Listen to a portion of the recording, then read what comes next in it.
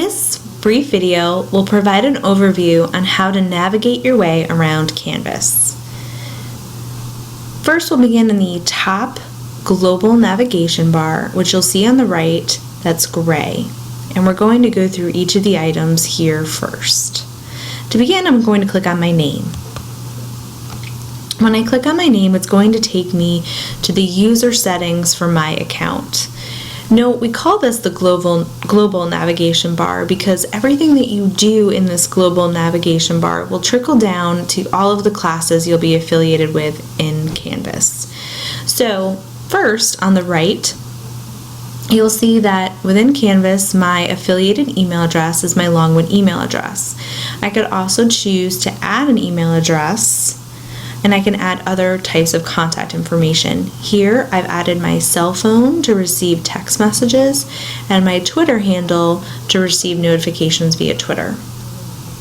It's important to know that if you choose to add email addresses or other methods of contact, the students do not see the addresses, Twitter handles, or phone numbers.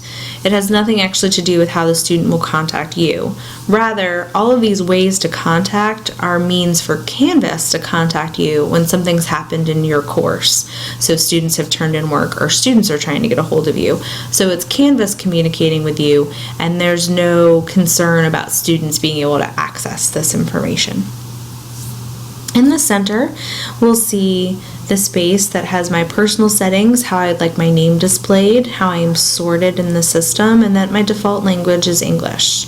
Do note that you can change the default language for a specific course, but that the system itself, the language default is going to be English. As I continue to scroll down, how I'm able to log into the system will be posted here, as well as other web services that I can sync with my Canvas account. In this case, I've registered Twitter and Google Docs as two accounts that I have that are registered within Canvas. This allows me, when, say, submitting an assignment, to submit a document from Google Docs without even having to log into Google. So Canvas recognizes this login that the accounts are linked, and so I can simply pick that document to turn in as part of an assignment. On the left-hand side, you'll find that there's a few other options in this menu. One is your notification preferences, which we're going to talk about in a different video. Another is your global files. These are files that wouldn't be course specific per se, but files that you might want to store in your Canvas course space for easy access. Think of it as cloud storage. And at the bottom, you'll see that we also have the ePortfolio option. So both faculty and students can set up a global ePortfolio, which would be an archive of their work or documents that they've used in Canvas. So overall, that's the name function and the settings that are found under name. You'll notice if I click on settings in the global navigation menu, it's actually going to bring up the same exact space. So settings and your name are going to do the exact same thing. Next, we'll talk about Inbox. Inbox is where you're going to find your Canvas messaging system. And there'll be a much more detailed video about Canvas messaging coming up later in the course. However, I just wanted to point it out, this is where you're going to come to both receive messages within Canvas from students and also where you would go to send a new message either to a singular student or to an entire class.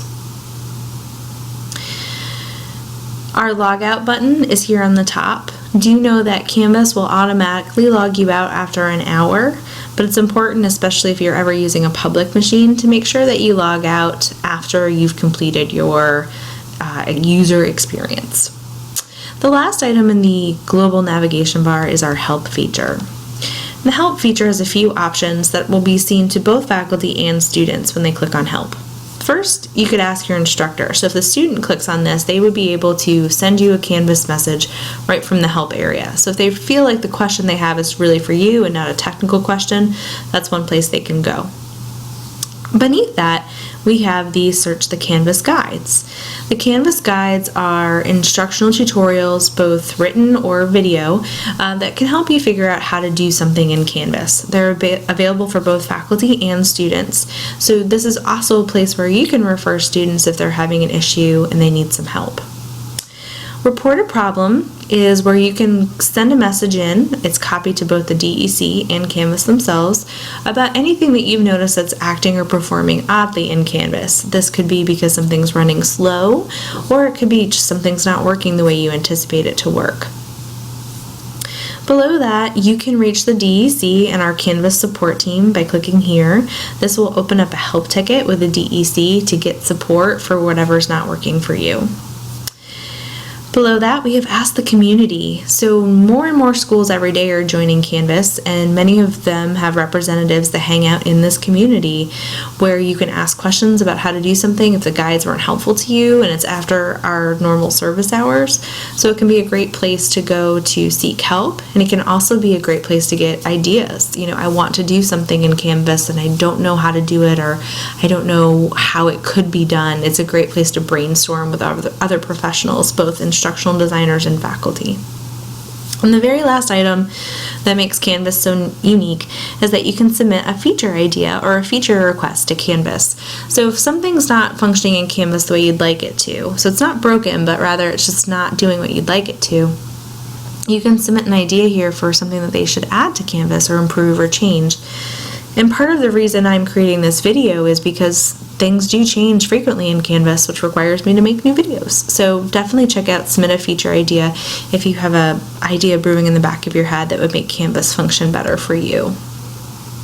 So with that, we're done with our global navigation bar, and we're going to turn now to our blue navigation bar, which is how we'll access our actual course information.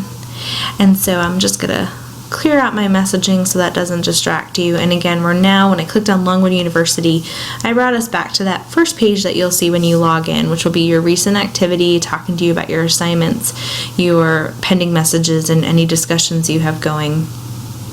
But when I hover over courses and groups, I'm going to see a list of all of the courses that I'm assigned to teach or assigned to take, and I'll see any groups that I'm affiliated with. I actually don't have any groups. And on the far right, you'll see, because I have administrative access, that I have a managed account that is Longwood, so I have access to all things in Longwood's account. Next to that, we have grades. So when a student clicks on grades, they're going to see all of the classes they're currently enrolled in, and they can click down onto those classes to see how they're doing in the course. If you're teaching the course, you will see a percentage grade for all of the students within the course. So you'll see the average student grade. You can also click here to enter the course, and you can click over here to see the student interactions report. That's going to tell you how often the student was communicating with you and how often the student was clicking in and interacting with the content within the course itself. So this can be a helpful feature. One word of warning: when you enter grades and you click on a grading item, the students can also click and they can kind of see a list of the outstanding things that need to be graded. It is a way for students to bypass some of the materials in your course to complete assignments. So I make it a point not to really point grades out to students, although they certainly find it on their own.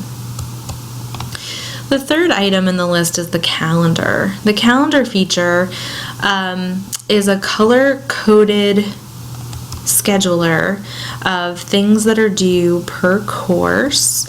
And so you can see that there's nothing due for me this week.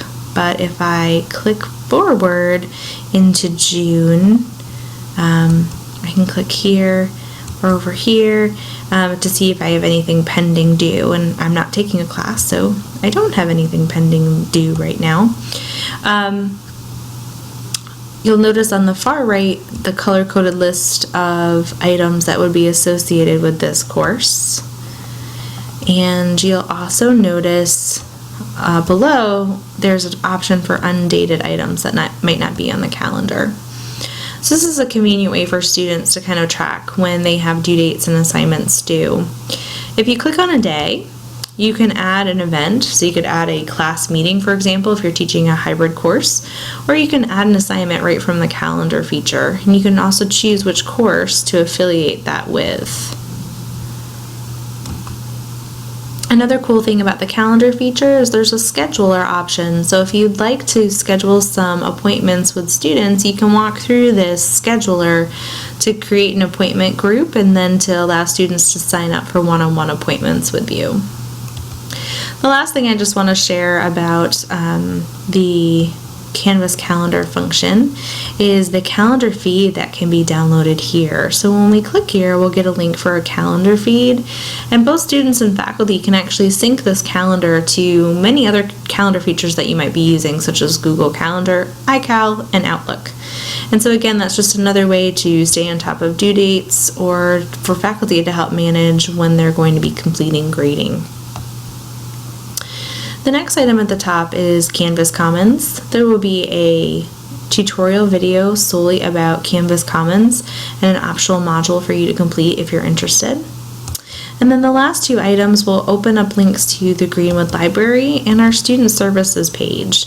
So just some quick links for students to be able to access important offices or material while they're in Canvas itself. So the last piece of this puzzle we're going to go into is how to navigate the course itself. And so every course in Canvas is going to have three major spaces: a left-hand navigation menu, a central content space, and a right-hand menu. And often this right-hand menu won't actually be visible to the students. It's often just visible to the faculty member. So here are all the links that the students would need to navigate the course. And again, they'll see their content in the central screen, and then there's some editing options for faculty on the right. And we'll go into detail about how many of these links actually work in future videos.